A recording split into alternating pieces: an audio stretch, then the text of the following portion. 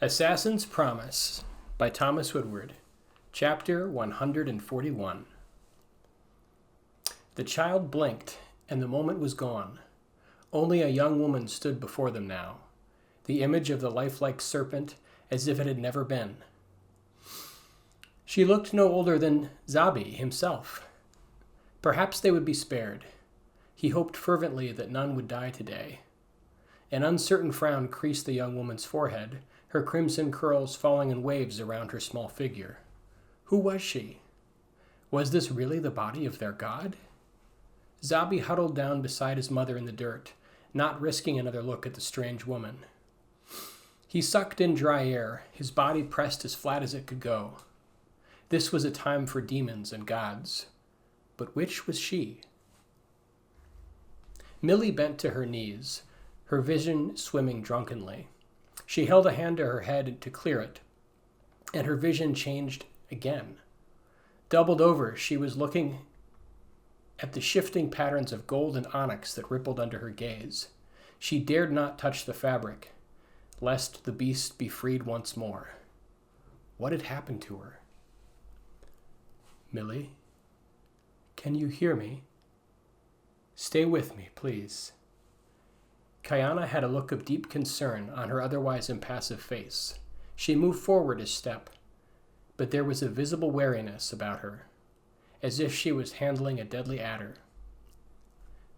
She must not break the facade, even now, Millie thought desperately. She was so tired already. Horror and fear had filled her upon learning of Gavis's true intentions. Now she had to make good on the act she had begun. Annalena, the young girl she and Kayana had met earlier, trembled in front of her. Her face was stricken, as if she had seen a lost soul. Annalena had been smiling before. Something had happened. Millie's mind had felt different, alien somehow. Could it be? In terror, she clawed her hands against the fabric tied at her waist, and was relieved to see human hands. The fabric billowed softly. She found she was unable to rip it. The strands were incredibly durable. The wind had died, and heat suffused her, sweat beading on her brow. Defeated, Millie let the shimmering cloth drop from her hands. Small cuts appeared where she had touched it. Moving in a rush, Kayana crossed the distance and tore a section of her shift to wrap around Millie's hands as makeshift bandages. Her mouth worked, but no sound came out. Millie let herself be tended to, gathering her courage once more. Finally, she spoke. "Zaxis commands, and you will obey. I have chosen my champion." Turning to where Gavis stood, Millie said smoothly, "Bring me 10 of your finest guards. They will accompany me in my chosen. Ready a wagon to ride. I will see it done before sunset, so your god commands." Gavis went down on his knees, but did not respond immediately. When he did speak, his response was slow and cunning. "Surely, great Zaxis, you require a sacrifice to witness your passing into this world. It is no less than your most holy texts demand. Do you defy me?" Millie whipped her voice, and she heard it clear and hard as the words came one after the other. Gavis cringed. "Please, great Zaxis, do not smite me from this world. It is not my place to question. Say the word, and I see your will be done by my hand." Gavis raised the wicked curving knife.